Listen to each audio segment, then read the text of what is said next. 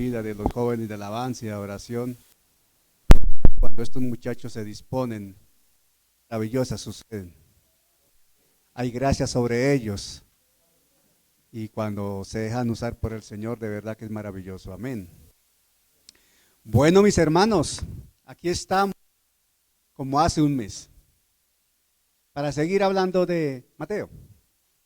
Y le damos la gloria a Dios porque seguimos avanzando en el estudio de Mateo, con los buenos días para quienes nos ven, que están vinculados a la plataforma, los hermanos que están presentes y obviamente quienes escucharán el audio porque se está grabando el mensaje.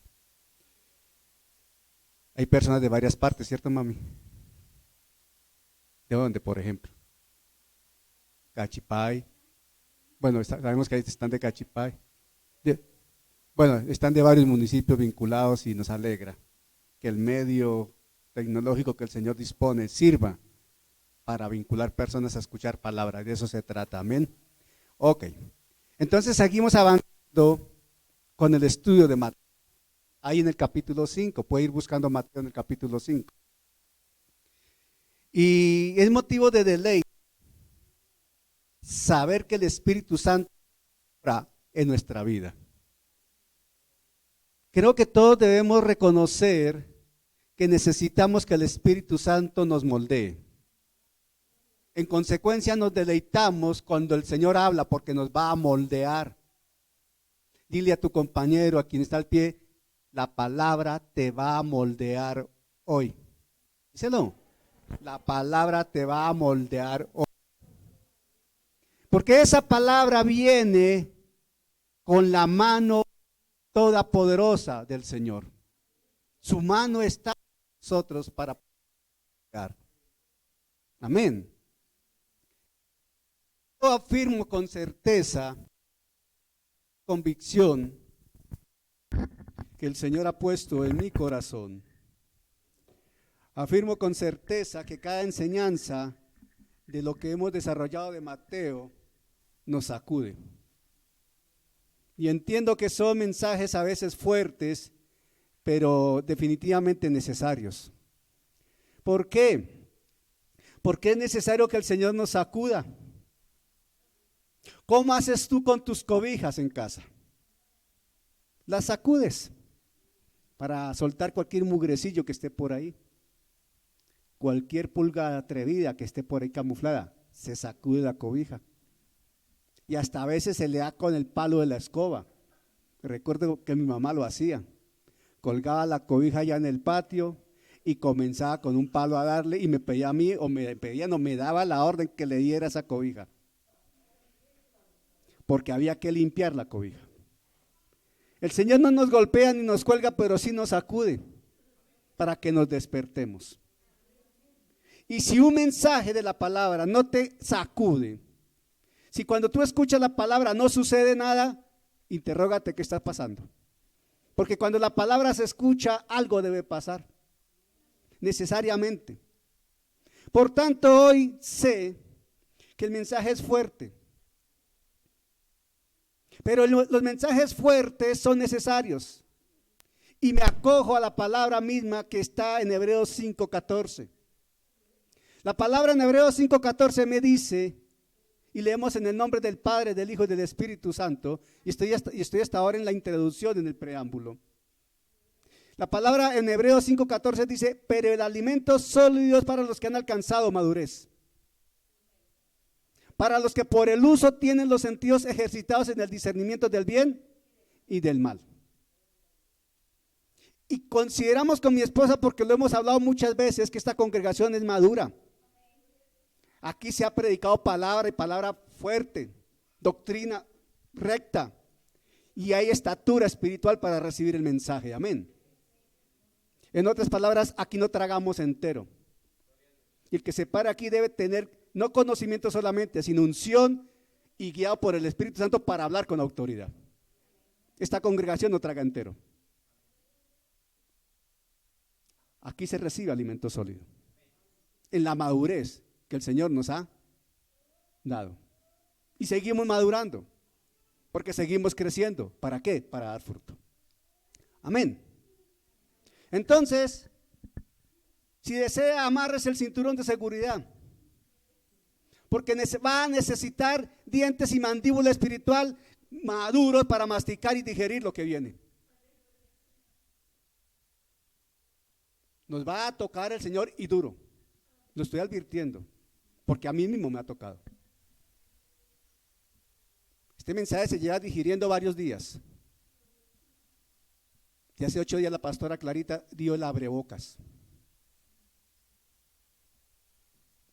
Y yo mismo tengo temor reverente del Señor.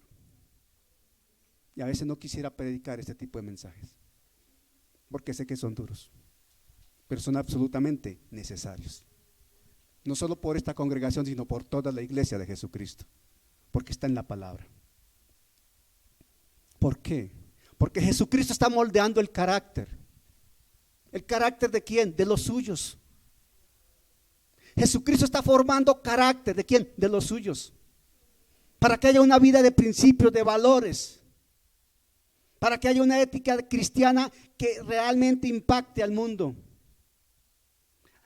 Las personas que están en el Instituto Bíblico, estábamos hablando ayer allí de cómo la ética cristiana influencia por múltiples razones, pero es influencia la ética cristiana.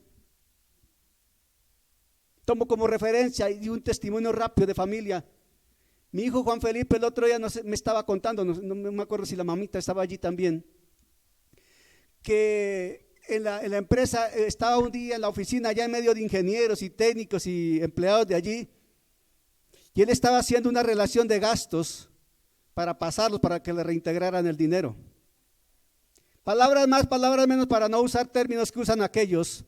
Le estaban diciendo: no sea bobo, no sea tonto, cobre más.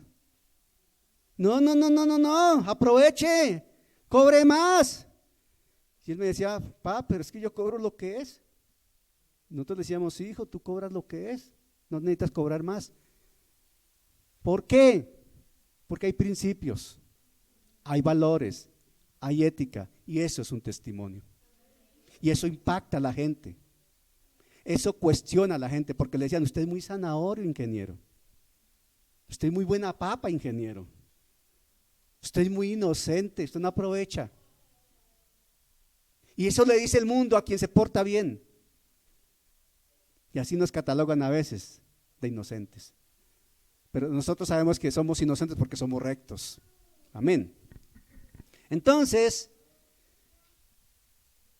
Dios sí que nos conoce. Y Dios conoce de nosotros más de lo que nosotros mismos sabemos de nosotros. Él nos hizo, Él nos formó. Él conoce más de nosotros mismos que lo que sabemos nosotros de nosotros mismos. Amén. Vamos a la base bíblica de hoy, mis hermanos. Este mensaje tiene título: en lo interno vivimos. Así se llama el mensaje. En lo interno vivimos. En lo interno vivimos. En el desarrollo del mensaje se van a dar cuenta por qué se llama así. Mateo 5 del 21 al 24 básicamente. Mateo 5 del 21 al 24 leo en el nombre del Padre, del Hijo y del Espíritu Santo. Está hablando Jesús. Pongámonos en pie, por favor, reverentemente. Dice Jesús en Mateo 5 a la altura del verso 21. El Señor de los cielos declara esto: oíste que fue dicho a los antiguos: no matarás, y cualquiera que matare será culpable de juicio. Pero yo os digo que cualquiera que se enoje contra su hermano será culpable de juicio. Y cualquiera que diga necio a su hermano será culpable ante el concilio. Y cualquiera que le diga fatuo quedará expuesto al infierno de fuego. Por tanto, si traes tu ofrenda al altar y allí te acuerdas de que tu hermano tiene algo contra ti, deja allí tu ofrenda delante del altar y anda, reconcíliate primero con tu hermano y entonces ven y presenta tu ofrenda. Amén. Sentémonos, por favor. Sentémonos. Partamos por esto. Hay un mandamiento conocido. Está en el decálogo que el Señor le entregó a Moisés para transmitir al pueblo. 2 palabras determinantes, 2 palabras concluyentes, 2 palabras innegociables, 2 palabras que son una orden de Dios porque envuelven el propósito de Dios con el hombre. El Señor dice, no matarás. ¿Por qué? Porque el Señor es vida, ¿verdad? Dios es vida y Él propicia vida. Por tanto, Él dice claramente, no matarás. Jesucristo le está recordando a su auditorio que ellos habían escuchado, estaban enseñados. Y lo lleva a los antiguos, a lo que siempre se había enseñado. Desde la antigüedad se venía enseñando uno de los mandamientos determinantes: no matar. Ahí dice en el 21, oísteis que fue dicho a los antiguos. También se puede decir, oísteis de los antiguos, has escuchado desde la antigüedad, no matarás. Y hay una consecuencia para quien mate, y cualquiera que matare será culpable de juicio. Será culpable. En el hebreo se usan dos verbos para calificar la acción de matar. Esa palabra matar, que se traduce en Reina Valera, tienen origen en dos verbos, en dos palabras hebreas, que hay que conocer el contexto y la aplicación. ¿Qué pasa? Uno de ellos habla de una acción, la primera es una acción violenta de quitar la vida, cortar, dice exactamente, cortar. Y se ha traducido al castellano matar. Esta acción de cortar, quitar la vida de insofacto, señala cuando alguien adredemente se enfrenta a Dios, por ejemplo. Y en la palabra hay varios ejemplos de ello. Se abrió la tierra y se los tragó. Cayó fuego y los consumió. En Éxodo 30, 31 al 33 la escritura dice lo siguiente, y es donde se aplica esa expresión. Escuchemos. Y hablarás a los hijos de Israel. Estoy leyendo Éxodo 30 del 31 al 33. Y hablarás a los hijos de Israel diciendo: este será mi aceite de la santa unción por vuestras generaciones. El Señor está hablando, y escuchemos con cuidado. Las cosas santas del Señor son santas. Este será mi aceite de la santa unción por vuestras generaciones. Sobre carne de hombre no será derramado, ni haréis otro semejante, conforme a su composición. Santo es, y por santo lo tendréis vosotros. Cualquiera que compusiere ungüento semejante y que pusiere de él sobre extraño, será cortado de entre su pueblo. Será cortado, ¿qué quiere decir? Será eliminado, morirá por la mano de Dios. Esa es una aplicación de la expresión castellana matar en el Antiguo Testamento. Amén. La segunda era aquella acción que implicaba cometer homicidio. Homicidio. Quitar la vida con violencia, injusticia y crueldad. Homicidio. Muchas veces hasta planeado. Y es precisamente de este asunto que se ocupa Jesús en esta declaración. No matarás, no cometerás homicidio. En la jurisprudencia penal se habla de la gravedad. El homicidio tiene varios calificativos de acuerdo a la intención, al grado de violencia, etcétera, etcétera. Pero no deja de ser homicidio, porque igual perdió la vida. Amén. Ok. Entonces, de ese asunto es que Jesús está tratando cuando está hablando en su enseñanza y dice: recuerda que no deben matar. Oíste que fue dicho a los antiguos: no matarás, y cualquiera que matare será culpable de juicio. Números 35, 30, 31 dice así. Números 35, 30, 31 dice así: cualquiera que diere muerte a alguno, por dichos de testigos morirá el homicida, mas un solo testigo no hará fe contra una persona para que muera. Se necesitan mínimo 2 testigos. Uno no era suficiente. Y no tomaréis precio por la vida del homicida, porque está condenado a muerte, indefectiblemente morirá. Esto, en otras palabras, lo que la palabra dice es, aunque la ley dada a los hombres no lo castigue, ante Dios necesariamente será castigado. Ha de responder a Dios. Y si recuerdan ustedes bien lo que esta mañana se leyó en Éxodo 9, en Génesis 9, vamos allá, porque es interesante y no son coincidencias que el Señor toque estos temas así. En Génesis 9, a la altura del verso 5 y 6, dice la Escritura lo siguiente, y tiene total correlación con lo que estamos hablando. Amén. Dice en Génesis 9, capítulo 9, verso 5, porque ciertamente, Génesis 9, 5 y 6, porque ciertamente demandaré la sangre de vuestras vidas, de mano de todo animal la demandaré, y de mano del hombre, de mano del varón su hermano demandaré la vida del hombre. El que derramare sangre de hombre, por el hombre su sangre será derramada, porque a imagen de Dios es hecho el hombre. Por eso Números dice que indefectiblemente morirá, aunque no hayan dos testigos. E incluso recuerdan ustedes que la palabra habla de las ciudades de refugio. ¿Se acuerdan de eso? En el Antiguo Testamento se habla de las ciudades de refugio. En cada ciudad había un espacio, hagamos cuenta, un barrio. Y el homicida escapaba por su vida y si llegaba allá, no lo podían tocar. Pero si salía de allá, lo mataban. Pero ante Dios ya estaba condenado. El homicidio era duramente castigado en razón de la misma ley. La palabra lo señala.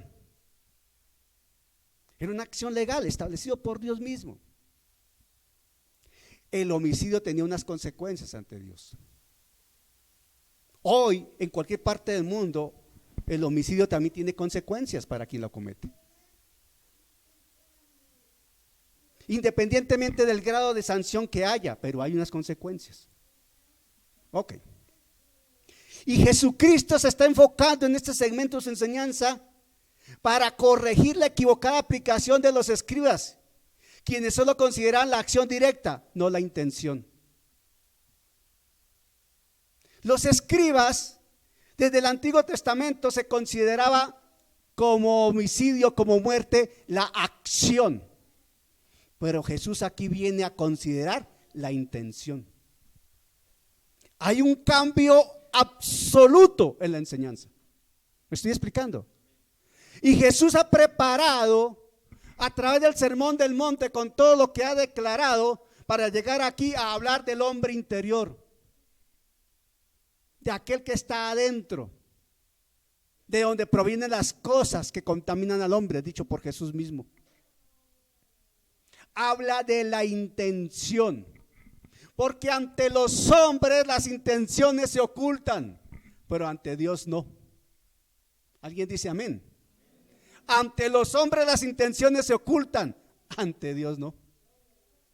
Ante los hombres somos hipócritas, ante Dios no podemos. Ante los hombres mentimos, ante Dios no hay manera. Y Jesús va a la raíz, va al fondo del problema, va al origen del problema, la intención. Entonces lo que Jesús está hablando es que está considerando el corazón. Pero cuando habla del corazón, de lo más interno del hombre, no está hablando del órgano fisiológicamente establecido acá. No, está hablando del hombre interior, de lo más profundo del hombre.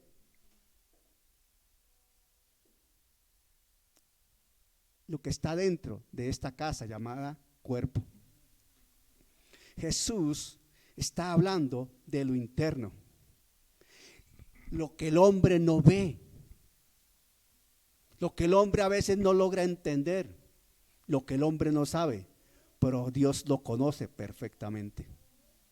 Bien dice la palabra que la palabra cuando está en nuestra boca, Dios ya la ha visto desde nuestro corazón, porque Él lo sabe todo. Él conoce todo. Y ahí mismo la palabra dice, no erréis, Dios no puede ser burlado. Porque hay personas que pueden pensar una cosa y dicen otra con determinada intención. Pero a los hombres los pueden engañar, más a Dios, no. Yo ayer tocaba un tema y les decía que los fundamentos, la ética del cristiano no aplica el principio del camaleón. Hay personas que son camaleones espirituales, se camuflan y se presentan de acuerdo a la situación, a las circunstancias y al momento. Nosotros no somos así, Dios no admite eso. ¿Me estoy explicando? Somos una sola pieza, un solo color, una sola forma, la de Jesucristo. Amén. Ok. Por eso, cuando el Señor allí en Mateo 5, vamos otra vez a Mateo 5, voy a ubicarme otra vez aquí en el Nuevo Testamento, Mateo 5. Me toca apurarme porque voy como lento y esto va para largo. Mateo 5, no sea que mi esposa me empiece a hacer así con el reloj.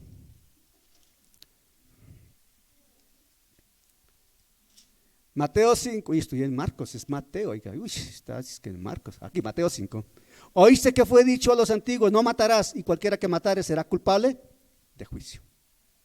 Perfecto. Entonces Jesús nos recuerda la misma palabra lo siguiente. Marcos 7, 20, 23. Marcos 7, 20, 23. Dice así. Pero decía que lo que del hombre sale, eso contamina al hombre. Porque de dentro del corazón de los hombres salen los malos pensamientos, los adulterios, las fornicaciones, los homicidios, los hurtos, las avaricias, las maldades, el engaño, la lascivia, la envidia, la maledicencia, la soberbia, la insensatez. Todas estas maldades de dentro salen y contaminan al hombre. Esto lo dice la palabra, lo declaró Jesús. Por eso mismo Jesús allí en el verso 22 de Mateo 5 dice, pero yo os digo, atención, oísteis, miren el 21, oísteis que fue dicho a los antiguos, hablaban los profetas, hablaban los escribas, ¿cierto? Oísteis que fue dicho a los antiguos, pero el Señor dice aquí, pero yo os digo. Pero yo os digo, está presentando su autoridad como hijo de Dios. Se está presentando con la autoridad de ser la palabra misma. Pero yo os digo que cualquiera que se enoje contra su hermano será culpable de juicio. Y lo pone en el mismo nivel del versículo anterior. ¿Será culpable de qué? De juicio. ¿Se han dado cuenta de eso? La misma expresión, el mismo nivel de responsabilidad. ¿Por qué? Por las mismas consecuencias de los hechos. Lo está colocando de manera equivalente. Pero yo digo que cualquiera que se enoje contra su hermano será culpable de juicio. Cualquiera que se enoje contra su hermano será culpable de juicio. Ahora bien, se está hablando de la vida. Para Dios es determinante ¿qué? La vida, es muy importante la vida. ¿Por qué? Porque Él es autor de vida. Nosotros no tenemos un Dios de muerte, tenemos un Dios de vida. Y como estamos hablando de muerte, ofende la naturaleza misma de Dios. ¿Hemos entendido eso?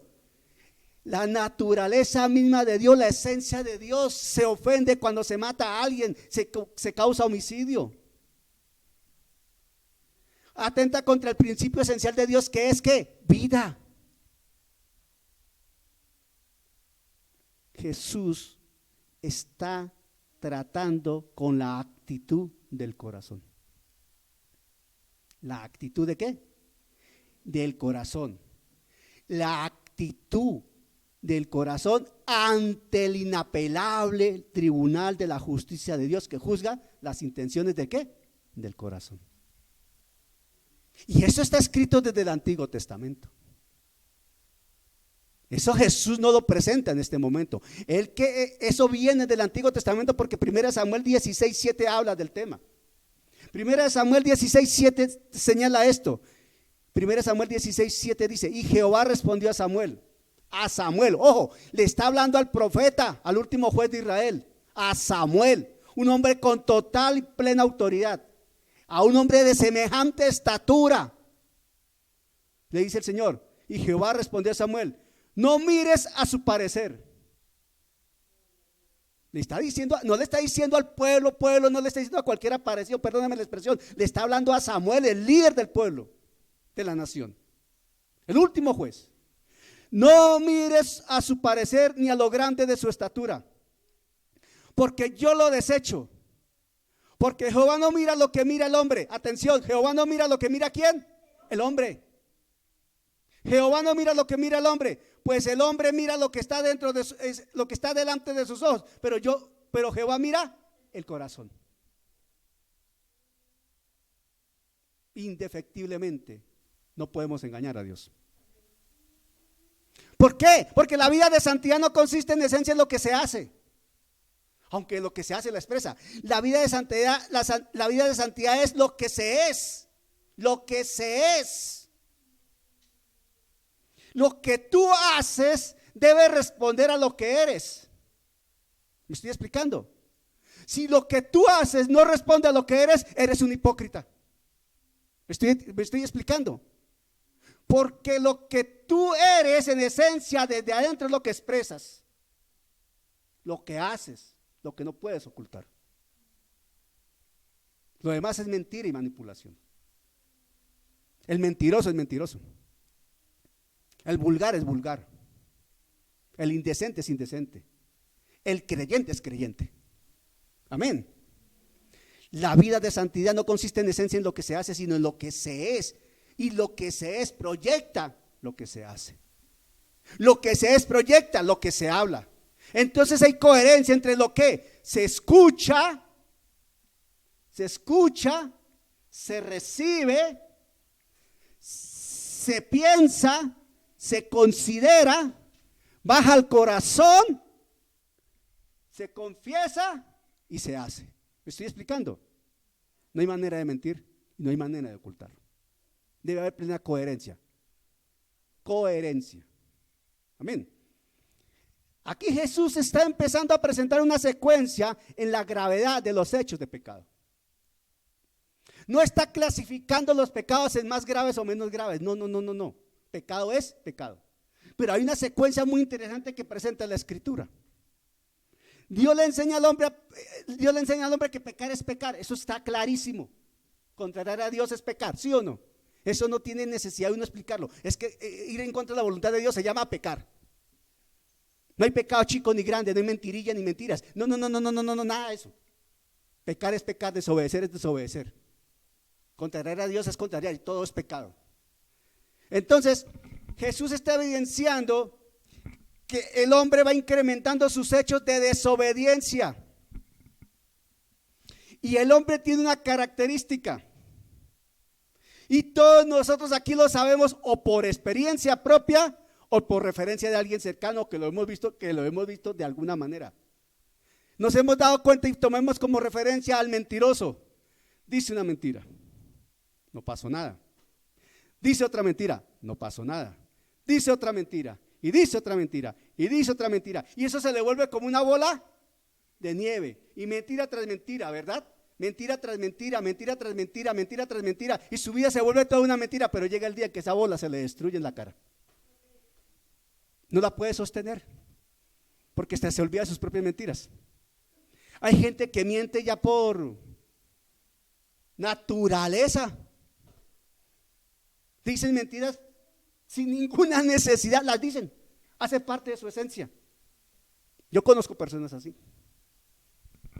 Entonces se va dando una gravedad que se va incrementando por los hechos de desobediencia. Y llega a niveles realmente insospechados. Ojo con eso. Llega a niveles insospechados.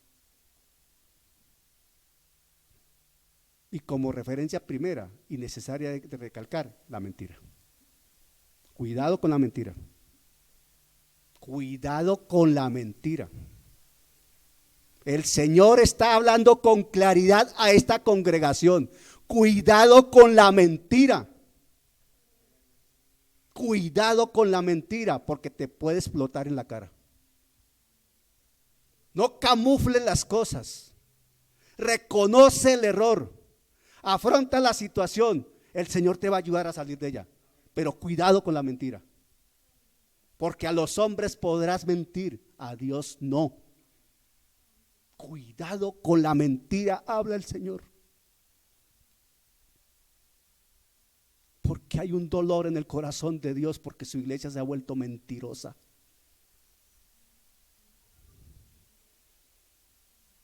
Mentira para adorar. Mentira para alabar. Mentira cuando levantan las manos. Aún mentira cuando se arrodillan delante de Él. Mentira cuando dicen ayúdame el Señor.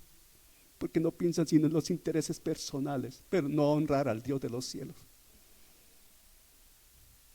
Por eso el Señor dice cuidado con la mentira, porque te puede explotar en la cara.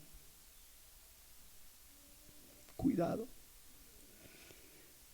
Mateo 5:22 comienza a tocar una secuencia que se va incrementando. Dice allí, pero yo os digo que cualquiera que se enoje contra su hermano será culpable de juicio. El enojo. El primer aspecto que toca el Señor se llama enojo, ira.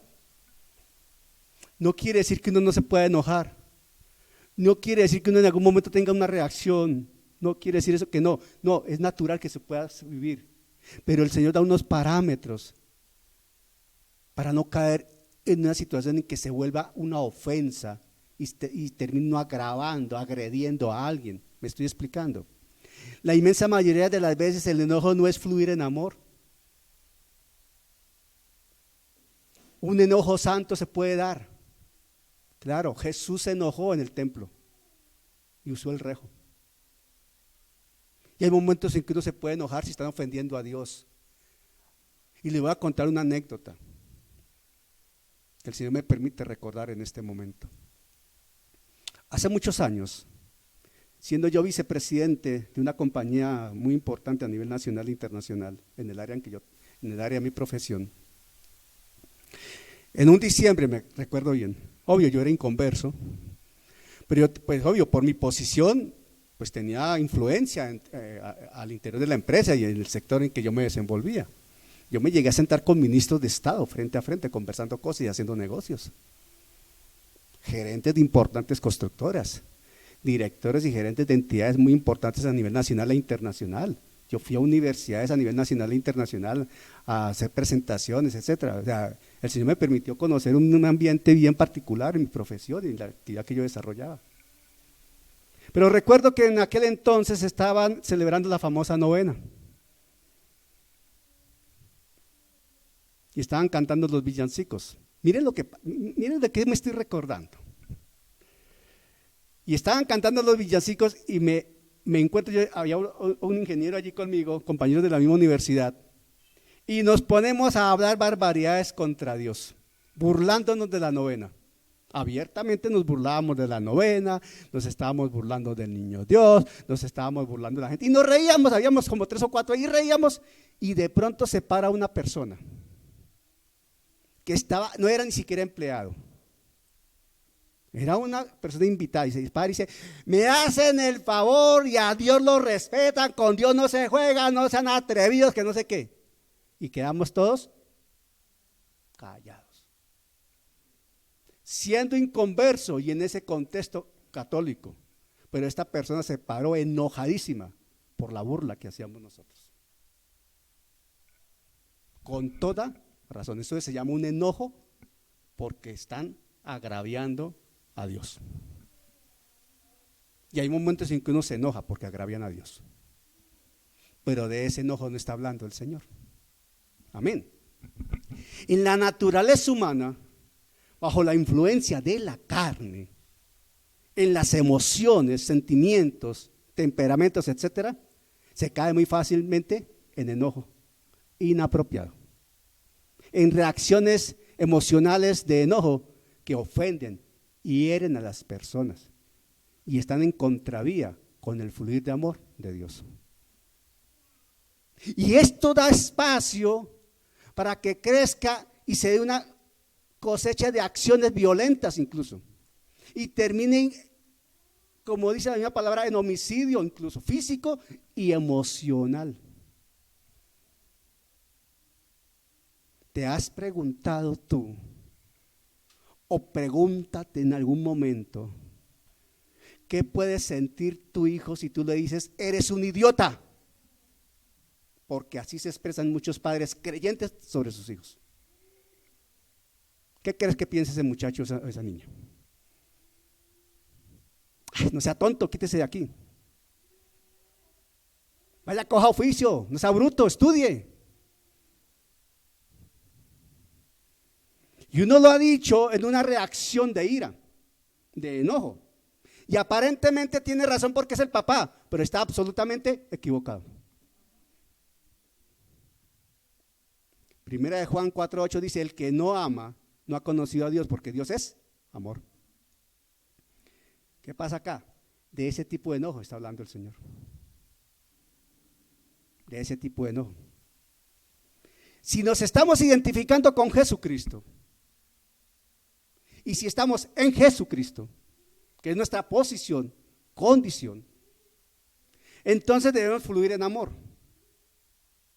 Y eso conlleva que aprendamos a interactuar con las personas. Yo recuerdo en la Universidad, Daniel, imagínense, un sábado, 7, 8 de la mañana estábamos en una práctica de topografía. Y un compañero mío era una belleza ese señor. Ojalá Dios lo haya cambiado. Éramos 4 en el grupo. Estábamos por allí trabajando con los equipos, toda la cosa. 3 aquí y había uno allá colocando una ploma, yo no sé, alguna cosa, ¿cierto? Y cometió un error, se equivocó en algo pasó. Y este compañero mío explota y le ha dicho, como dice popularmente la gente, hasta de qué se ha de morir. Pero obviamente no usó palabras amables, formales y decentes. Le dijo todo un alfabeto de vulgaridades. ¿Cómo cree que queda esa persona que escucha semejante exposición contra él? Y eso pasa. Y aún, se lo digo con toda honestidad y dolor, aún creyentes se expresan así, con vulgaridades. Peor aún, al interior de sus casas, con sus cónyuges, hijos y familiares. Creyentes. Y hablan de estar enojados. Y creen que tienen razón en estar enojados. De ese enojo está hablando el Señor. Causa dolor, tristeza y amargura. Y es homicidio ante Dios. Ese tipo de enojo. Es homicidio ante Dios. Ahí dice. Pero yo digo que cualquiera que se enoje contra su hermano será culpable de juicio. En esos términos. Hay que saber dirigirse a la gente. Habemos personas que tenemos temperamentos fuertes y a veces somos muy reactivos, pero el Señor nos ha dado dominio propio.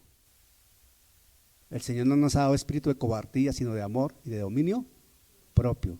Y debemos trabajar en ello de la mano del Espíritu Santo. Y hay áreas profesionales donde esto es todavía mucho más marcado. Por ejemplo, el área donde trabaja Daniel, en ese sector, esto sí que se ve entre la gente de la construcción, ¿no, hermano? Gente que se tratan, qué cosa tan tenaz, se tratan, uno dice, con esa boca come, ¿cómo es que no se ha envenenado? ¿Verdad? Es que es una cosa impresionante, es impresionante. Eso es homicidio delante de Dios, por las consecuencias que trae en el receptor de ese improperio. El otro aspecto que toca el Señor es insultar al hermano. Lo anterior es enojarse, pero el Señor lo lleva a un punto un poquito más alto.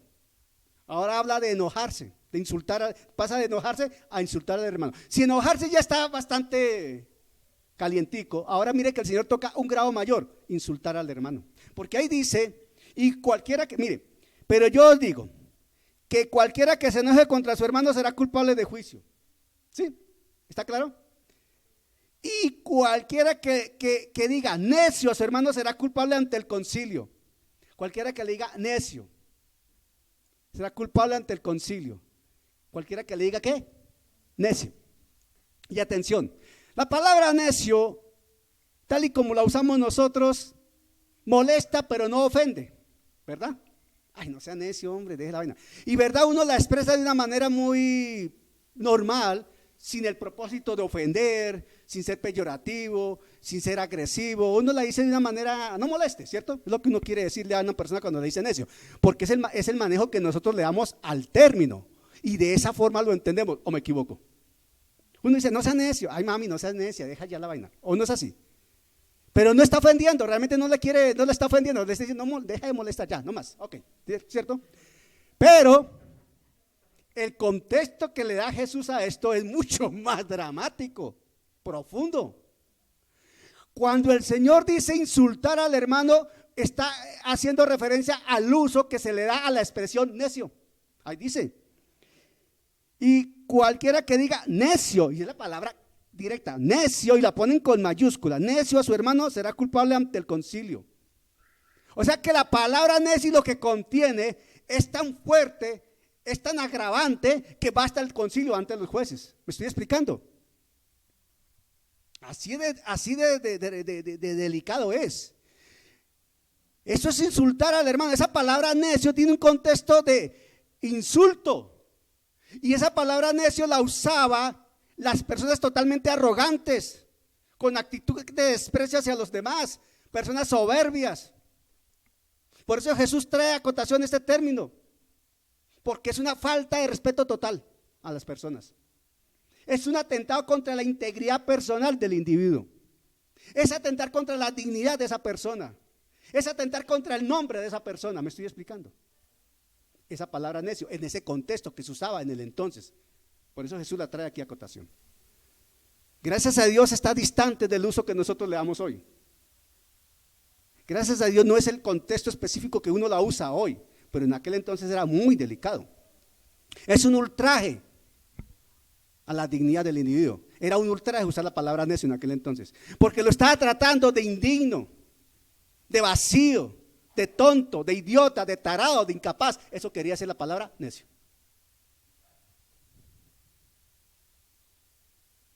Y créame que en lo personal procuraré no volver a usar la palabra necio, porque yo no conocía la dimensión de la palabra necio hasta que estudié esto. Yo sabía que necio es decir, necio, nosotros lo entendíamos como aquella persona que sabe que sabe que debe hacer tal cosa y no lo hace. Pero el contexto que está enseñando Jesús es de una persona que es tarada, tonta, que lo califican de esa manera. Entonces imagínense el nivel del insulto. ¿Sí me estoy explicando? Por eso Jesús lo trae aquí y dice, será llevado al concilio, ante los jueces. Tiene consecuencias serias. O sea que ha levantado un poquito el nivel del agravio. Amén.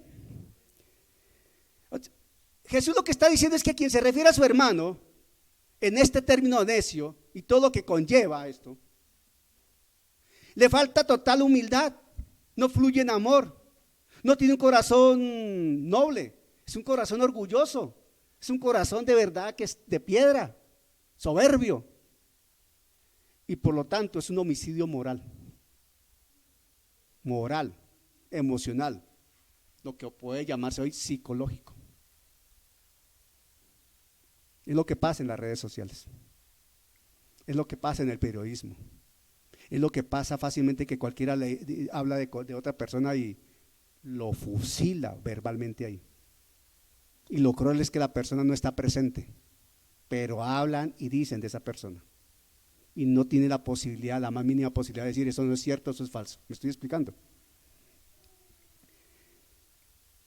Entonces aquí hay que entender que hay que tener sumo cuidado de la manera como tratamos a quienes nos rodean, a los hijos, a los hermanos, a los cónyuges, a los padres. Hay hijos que le dicen a sus padres, ay papá no, con J, o no. Papá no moleste tanto, usted sí es bien, vaya, coja oficio, más bien a los padres. ¿Cómo tratas a tus hijos? Hay padres que han asesinado moralmente a sus hijos con lo que les dicen. Por eso la sociedad moderna, hay tanto joven que termina suicidado, porque tiene unas ataduras y una raíz de amargura terribles del trato que recibieron de sus padres. De ahí que el Señor nos llama a fluir en amor y a ser muy cuidadoso como tratamos a las personas, y máxime si son nuestros hijos, nuestro cónyuge. ¿Cómo tratas a tu cónyuge? Ven acá un momento, mamá. Aspectos tan elementales que parecen tonto y da risa. Vamos los dos aquí, me dice algo, ay, deje fregar la vida, hombre. Y aparentemente es algo elemental, ¿cierto? Pero la ofensa está presente. Y si eso se mantiene y eso no se supera, ¿qué hay en ese corazón? ¿Y qué hay acá? Y sigue la bola de nieve creciendo. Pero si yo más bien digo, ay mamita, vamos a tomarnos un tinto y todo está bien, bueno, ¿es diferente o no es diferente? Siéntate, mami. Y eso pasa en muchas parejas, y eso pasa en muchos hogares cristianos. Pasa al interior de la iglesia. No faltará quien diga, ah, hermano Daniel, usted está hablando de lo que ya todos sabemos. Y si lo sabemos, ¿por qué no actuamos para cambiarlo? Deberíamos ser los primeros en cambiar. Y todos debemos trabajar a diario en nuestra manera de comportarnos, máxime con los nuestros. Yo a mi esposa le reclamo el pico. Yo, mami, no me has dado pico. Me le pongo serio y triste. Mami, no me has dado pico. Me da pico. Yo le reclamo el pico. Y mi esposa, yo le reclamo el pico. Y a veces le digo, mami, ¿tú no extrañas los picos de tu esposo? Y a veces le digo, mamita, ¿tú no extrañas los 37 CH de tu esposito? ¿Cómo tratamos a nuestro cónyuge? Yo a veces me equivoco con ella y a veces la maltrato, a veces se me van las luces. A veces se me sale el pinto.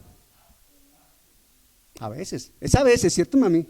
A veces, solamente a veces. Así como a ella a veces se le sale el Gómez. Pero es a veces. ¿Cómo estamos tratando a nuestros hijos, a nuestros cónyuges, a la gente que está a nuestro alrededor?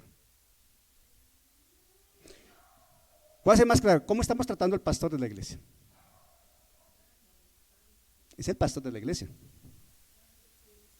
Es el ángel que puso Dios en la iglesia. Es la autoridad de la iglesia. Es un don para la iglesia. Y se le debe tratar con el debido respeto. Podemos tener confianza con él. Podemos llevar 35 años de amistad. Con el pastor Oscar llevamos como unos 30, 35 años de amistad. Pero yo le digo el pastor Oscar. Le digo, hermano, pastor Oscar. Pocas veces le digo, hola Oscar, ¿qué hubo? O yo lo llamo Oscar, pastor. Yo le digo pastor Oscar. Y podemos tener diferencias a veces, de criterios, lo que sea, pero yo le digo pastor, él es el pastor Oscar, mi pastor Oscar. Yo a Clarita le digo pastora Clarita. Ella es la pastora, lo voy a decir clara y directamente, ella no es la hermana Clarita, ella es la pastora Clarita. Él no es el hermano Oscar, es el pastor Oscar. Se le debe dar la dignidad, la posición y el respeto que corresponde, porque Dios los puso en esa dignidad y en ese respeto. ¿Cómo estamos tratando a la gente? ¿Cómo estamos tratando a la gente que nos rodea, a nuestros hermanos, a nuestra familia? Terminamos insultando a la gente y no nos damos cuenta.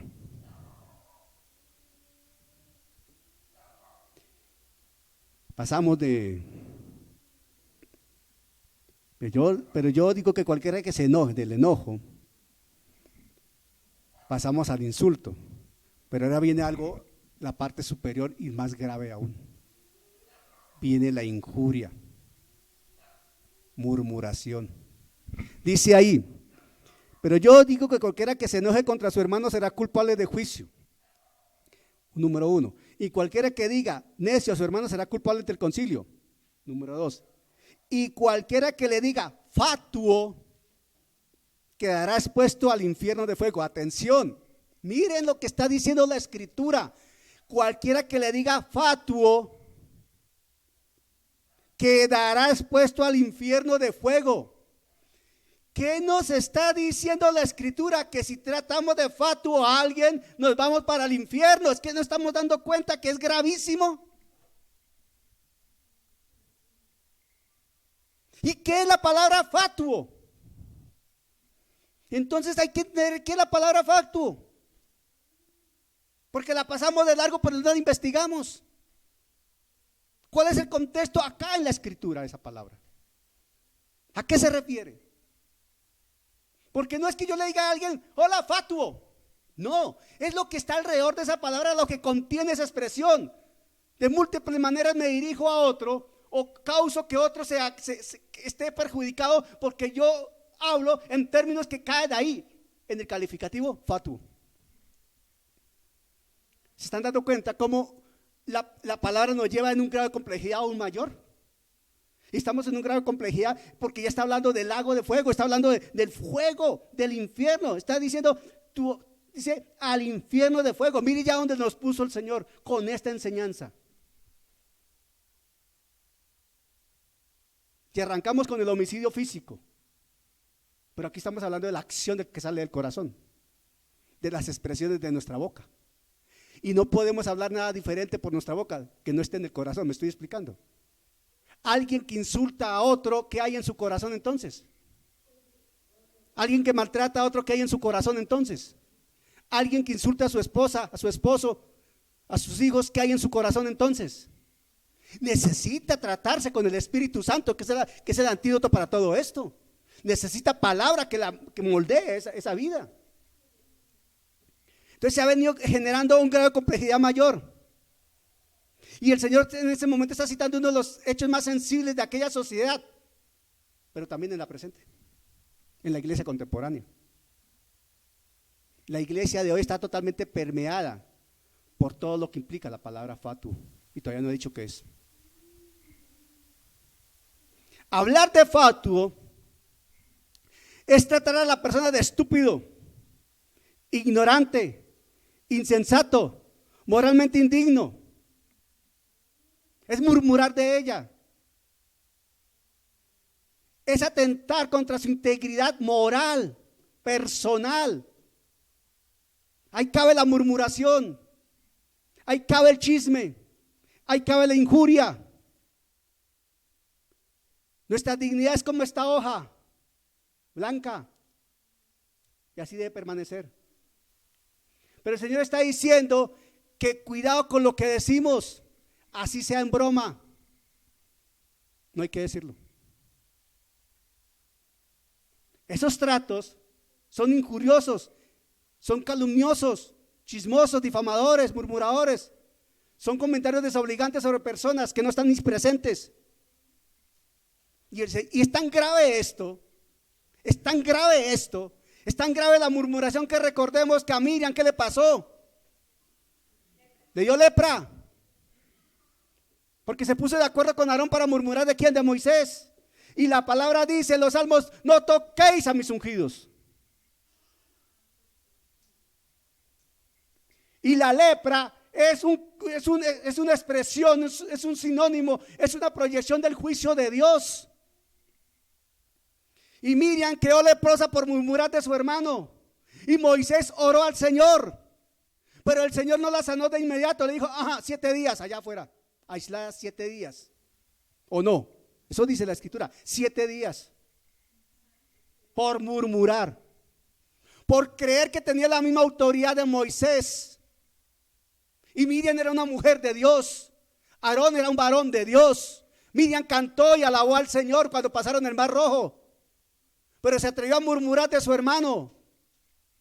Atención, en la iglesia no somos sordos, mudos ni ciegos, claro que sí, no somos sordos ni mudos ni ciegos, eso está clarísimo. No tragamos entero, pero eso no quiere decir que le faltemos al respeto a la autoridad de la iglesia.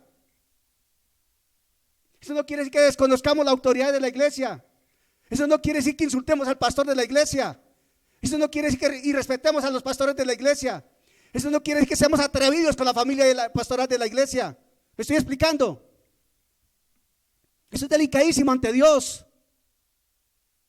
Y a veces uno se deleita allá afuera después de salir del servicio en un almuerzo verbal en donde el manjar se llama pastores y la sobremesa familia pastoral. ¿Me estoy explicando? Y caemos en murmuración, en comentarios, en chismes, en inventos, incluso porque no nos consta nada, nos parece todo. Todos caemos ahí de una u otra manera.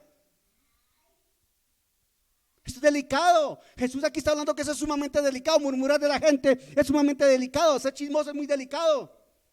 Hay personas que llevan 45 años en la iglesia, se arrodillan, claman, lloran, gimen, pero tienen una lengua de 25 metros de distancia. Cuidado con eso. Por eso Santiago es tan duro y tan claro cuando habla de la lengua. La palabra es muy clara cuando habla de lo que se dice. La misma palabra dice que daremos cuenta de lo que digamos, ¿o no dice eso la palabra? La palabra es clara en eso. Jesús dijo que todos daremos cuenta de lo que digamos. Seremos juzgados por lo que digamos. El difamar es terriblemente dañino. Terminamos difamando a la gente sin, no nos consta nada y caemos en murmuraciones, chismes y cosas indebidas. Eso se llama difamar. Y eso destruye una vida socialmente. Eso destruye una vida familiarmente. Eso es irreversible, la difamación. El daño que se hace es terrible. ¿Cuánta gente no ha terminado suicidada por hechos de esta naturaleza? Por la difamación. Porque se afecta su honra, su buen nombre. La escritura en varios pasajes habla del cuidado del buen nombre, de la dignidad de la persona. Por eso para Jesús es tan delicado el murmurar, el chismosear, el hablar de otros, porque eso es un asesinato moral, es un asesinato social, es un asesinato, es un homicidio familiar incluso. Es un homicidio eclesiástico. Ya me están haciendo así aquí en el reloj, ¿sí ven?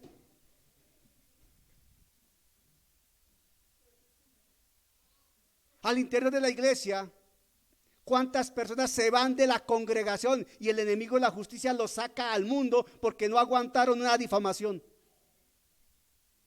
Yo recuerdo, me da pena con mi esposa, perdóname mi amor, pero aquí el tiempo no me cuenta en este momento porque hago lo que el Señor me dice. Yo recuerdo esto. En una congregación que duramos 9 años allí, a nosotros nos invitaban a ministrar en los ayunos. Y era una azotea. Y nos reuníamos 120, 130, 100 personas en esos ayunos. Y empezábamos a orar y a clamar allá a voz en cuello. Abajo en el auditorio estaba el Instituto Bíblico con 500 personas allá estudiando. Me llama el líder de la parte de estudios, todo esto, y me dice: hermano, lo que pasa es que 2 personas se quejaron porque es que usted habla muy duro, ora muy duro y no sé qué. Perfecto, hermano. ¿Cuántos estábamos reunidos? Éramos como 130. Usted escuchó a 2, ¿ya escuchó a los 128 que no se quejaron? ¿Me estoy explicando? Cuidado con la murmuración. Si yo hubiese sido un poquito débil, gracias a la misericordia del Señor y a mi esposa, yo no me fui de esa iglesia, me hubiera ido. Estuve a punto de irme. Esta mujer me sostuvo ahí. O sea, esta mujer salvó mi ministerio. Yo me salgo de esa iglesia y pierdo mi ministerio. Por la murmuración. Porque yo me enojé mucho. Me molesté mucho. Y yo decía, bueno, si son 130 y 2 se quejan, ¿dónde están los 128 que no se quejaron? La murmuración. Porque uno no sabe con qué intenciones van a murmurar. Y quien se atreve a hacer eso, uno de antemano sabe que no lo está haciendo con buena intención. De plano. Peor poner atención a ese tipo de chismes. Cuidado con los chismes, si no los puede, si a usted le llega un comentario, primero compruébelo, hermano, antes de llegar a hacer algo. Primera Juan 3:15 dice, todo aquel que aborrece a su hermano es homicida. Mire esto. Todo aquel que aborrece a su hermano es homicida, y sabéis que ningún homicida tiene vida eterna permanente en él. Aborrecer. Murmurar de la gente es aborrecer a la gente, y es un homicida. Hay muchos calificativos para esto. Fatuo es delicado. Todo lo que refiere a fatuo es murmurar, chismosear. Si se han dado cuenta, ahí en Mateo 5, 21, 22, dice, cualquiera que matare será culpable de juicio, ¿cierto? Cualquiera que matare será culpable de juicio. Después dice, cualquiera que se enoje contra su hermano será culpable de juicio. Cualquiera que diga necio a su hermano será culpable ante el concilio. Cualquiera que le diga fatuo quedará expuesto al infierno de fuego. ¿Qué pasa? ¿Por qué llega al infierno de fuego? Esta es una hoja blanca. Y está en mis manos. Representa a cualquier persona. A cualquier persona. Y alguien llega y me dice, uy hermano, es que esa persona yo no sé, tiene algo, y yo pongo atención, padre oreja. Ya tiré esa hoja. Uy hermano, es que usted no sabe, pero es que esta persona tal cosa. Y empiezo a escuchar. Y empecé a ¿qué? A pisotear la honra. Y después, mami, sí sabes, ¿no? Es que fulano de tal cosa, tal cosa. ¿Qué estoy haciendo? Y no, mami, imagínate que, uy, sí sabes, ¿no? Elizabeth, que tal persona, tal cosa, ese hermanito, mejor dicho, como que anda en pecado. ¿Qué estoy haciendo? Y después, no, sí, es que, hermano, es que fulano de tal, no sé qué. ¿Cómo volví la integridad, la honra de esa persona? ¿Cómo la volví? Alguien tráteme de arreglar esa hoja. Trate de arreglar esa hoja. Trate de arreglar esa hoja. Esa es una persona que fue denigrada, que fue ofendida, que se le ultrajó, que se murmuró de ella. ¿Cómo quedó? ¿Cómo quedó? Y tú y yo hemos participado de dejar así la integridad de una persona. Porque paramos orejas a chismes y nos prestamos para murmuraciones. Hay que pedirle perdón a Dios porque hemos sido homicidas sociales, homicidas espirituales incluso, cuando murmuramos y aceptamos murmuraciones. Y esto apenas es un ejemplo elemental, pero podemos volver a una persona así y terminar así. Pongámonos en pie, por favor. Padre, te damos la alabanza, la gloria y la honra, Señor. Tú has hablado en nuestros corazones, Padre Santo. Y nos llamas la atención, Padre, de cómo debemos comportarnos con toda persona que nos rodea. Ahora te pido, Padre, en el nombre de Jesús, que fluyas a través de mi esposa, Señor. Y ministra nuestros corazones porque necesitamos tanto de ti, oh Padre bueno. Necesitamos de ti, Rey de los cielos. Conduce a mi esposa, Señor, en este momento, para que sea ella ministrando el fin de este servicio. Amén. Vamos a cerrar nuestros ojos. Vamos a darle